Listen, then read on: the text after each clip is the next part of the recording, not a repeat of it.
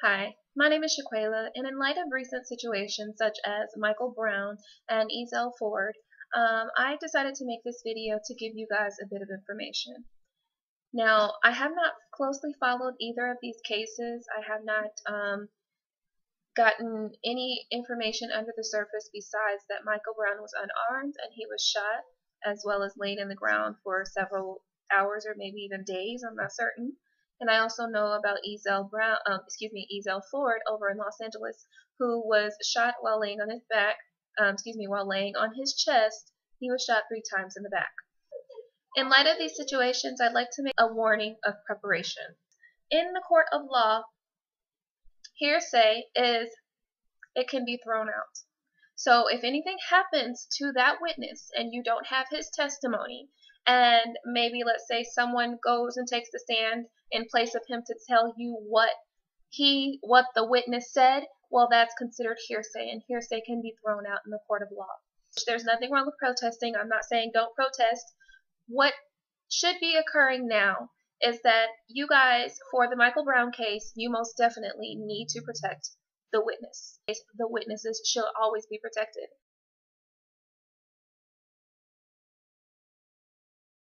Either go to school with your child, go to the bathroom with that child. I don't know what the case is. I don't know how old he was, but I do know that that witness needs to be protected.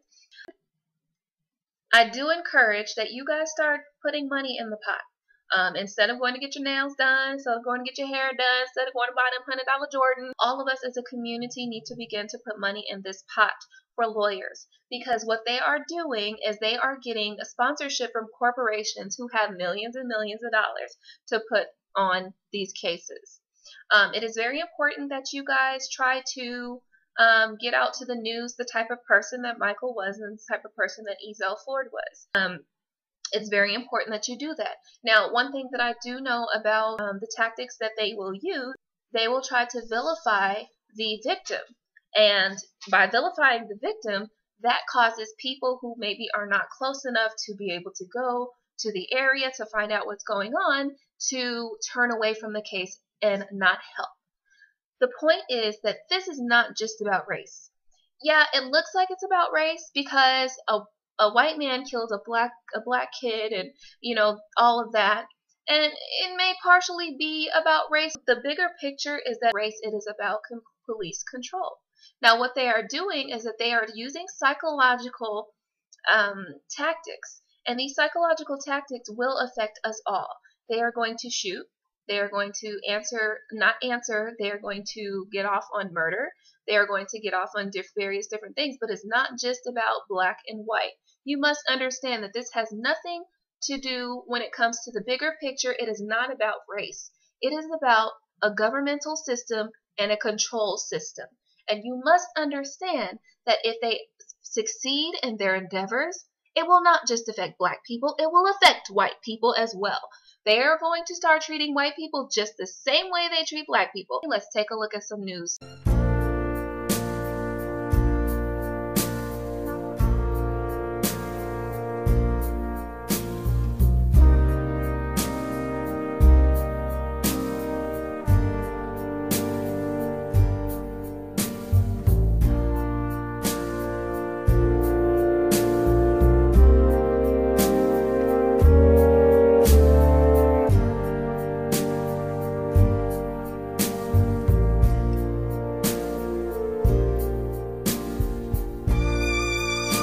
This is more about government control than it is about race.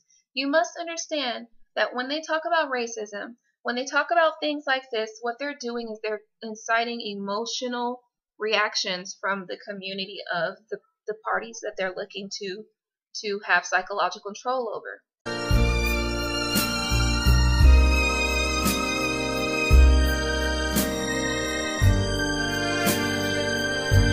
When you are emotionally charged, you are unable to think intellectually. That's why I am sending out this video.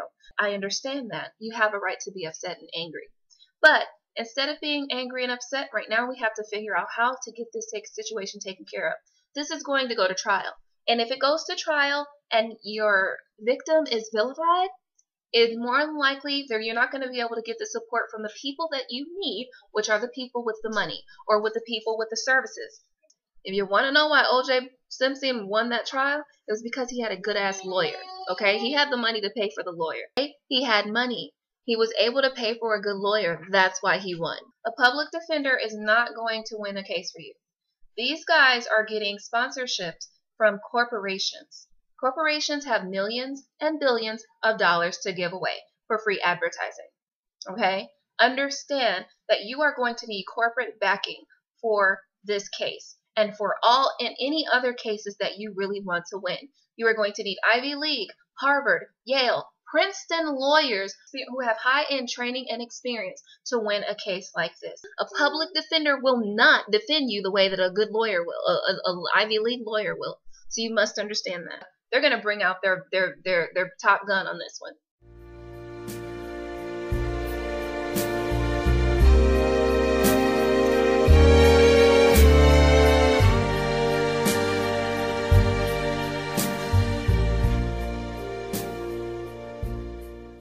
But you're going to have Top Gun too if you want to win.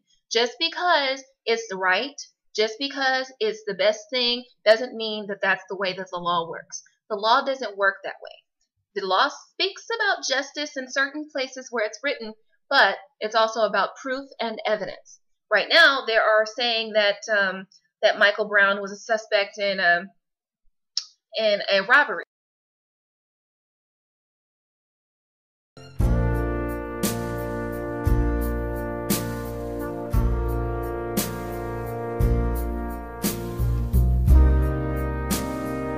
Regardless to the situation, if this man was unarmed and he was not resisting arrest, then for the officer to shoot him was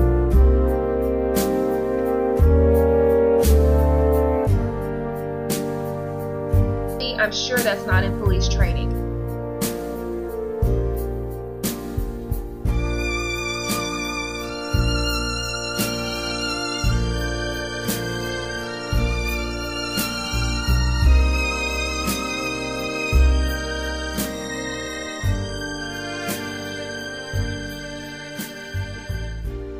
I am sure that in police training, they do teach you how to recognize an assailant or a person who needs to be violently taken down. They also give tactics on how to take down a suspect without fatally harming or wounding that suspect. Now, what they're saying is that Michael Brown was a suspect in a case. That doesn't give them the right to kill him. Why would they need to shoot someone who has their hands up? Why would they need to shoot someone who does not have a weapon? The questions that you need to be asking right now was, why did the officer shoot? Why did he shoot Michael Brown? That's the question that we all need an answer for right now. To be honest with you, they haven't given any proof or evidence of that. And if they have given proof or evidence of that, they haven't given any proof or evidence that he was indeed a person who needed to be shot and killed at that time. An officer knows where to shoot. They know shoot points. Points where you shoot somebody to kill someone. They know where to shoot to kill. Now, the honest thing about this is that they also know when to shoot and where to shoot to not fatally harm their victim or their person or their suspect or whatever. So you have to understand that these people are using money, they're using the media, they're using all of these things to make it look like this is deserved. Okay? None of this is deserved. Police officers have proper training to know when to shoot, and they know how to shoot without fatally harming someone. So therefore, whatever they are talking about, they really honestly have no grounds for having shot someone who was unarmed and having shot someone who was not resisting arrest. They literally they don't have any proof or evidence that that was the right cause of action, because police officers have training. They have to go through training, okay, in order to be awarded a badge. So let's start bringing that information up. Let's start bringing up the information of police training. What are you trained for if you're just going to shoot and ask questions later? Okay? What kind of training do you have? You know, are you even, you know, did you go through your training? Did you pass your training with an 80% or higher? Matter of fact, did you pass your training with a 95%? Let's start asking these questions. Why did you shoot? Was he armed? Was he running? And protect the witness. I'm going to say this. Protect the witness. Protect the witness. It is very important that you protect the witness. Until this trial is over, you need to understand, witness, I'm talking to you right now. For the witness, from now until the time that this trial is over, you need to be low-key. Low-key, buddy. Low-key. I mean, real low-key. I mean, low-key. I mean, ain't nothing going on. Ain't no parties at the club. Ain't no kicking and hanging out, you know. Ain't none of that. Ain't none of that. You need to chill out, and you need to understand that this is about your life as well. Okay? You need to protect your life. And right now, this is your life. Until the trial is over, you need to understand that your life is now going to be affected, and your life is very important. You're the golden child right now, okay? You're the golden child, and the golden child needs to be protected at all times, all hours, and at all costs. Be safe, and let's fight, but let's fight smart. Peace. What I must tell you now is going to be one of the most important bits of information that you are going to get from this video. Do not fear. Do not fear. Do not fear. If we all band together and we work together to correct the flawed justice system, we will be fine. However, doing things like looting when you're protesting, that's got to stop. Now, I know that the people in Ferguson have really done their part and made sure that there was no more looting going on, but it looks so bad. And you have to understand, they're playing a game of intellectualism. They're not playing a game of who's the most angry. You guys are out there looting. That is an emotional reaction, and also just people trying to get over. Get those people out of there, and I know you guys are doing a good job, so good job for you if you were getting those people who were looting out. Because they're taking this situation and they're making it worse for us. Not for the police, not for the government. They're making it worse for us normal people who really just want justice, who really want to live a happy life and not concerned about whether or not we're going to go outside and get shot. Because we walking. Because we look like we might be a suspect. Because we may possibly do something in the future. Come on now.